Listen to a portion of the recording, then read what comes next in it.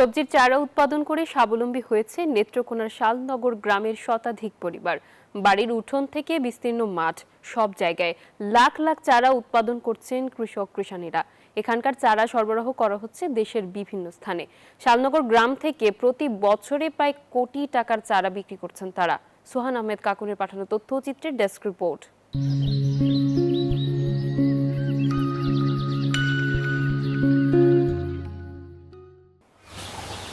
নেত্রকোনা বারহাট্টা উপজেলার শালনগর গ্রামের বাড়ির আঙিনা, উঠান, রাস্তার আশপাশের ফাঁকা জায়গাও যেন চারা উৎপাদনের মাঠ। লাউ, ঝিঙে, টমেটো সহ বিভিন্ন সবজির চারা উৎপাদন করছেন কৃষকরা। এসব সবজি বিক্রি করে স্বাবলম্বী হয়েছেন তারা, আর এতেই বদলে গেছে পুরো গ্রামের অর্থনৈতিক চিত্র। কৃষক জানান, এক মৌসুমেই উৎপাদন হচ্ছে 10 থেকে 15 ধরনের সবজি, আর এসব চারার চাহিদা রয়েছে দেশ জুড়ে। শালনগর গ্রাম থেকে প্রতি বছর প্রায় কোটি টাকার সবজি চারা বিক্রি করছেন কৃষক। কয়েক কোটি টাকার বিক্রি হয়েছে চারা, কয়েক কোটি টাকার বিক্রি আমরা মানুষের কুইজ পায় না। দুই ফাড়ার লোক আপনি একজন পাই পেতেন না, সব বাজারও আছে।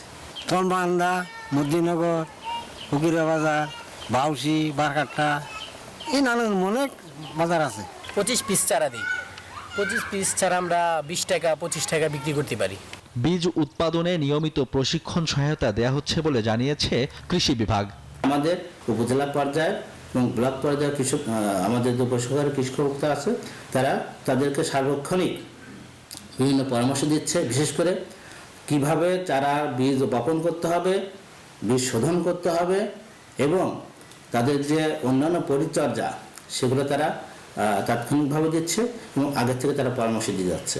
স্থানীয় চাহিদা মিটিয়ে এখানকার চারা সরবরাহ করা হচ্ছে দেশের বিভিন্ন জেলায়। বাজার দর ভালো পাওয়ায় লাভবান হচ্ছেন কৃষকরা। Desk report, news 24।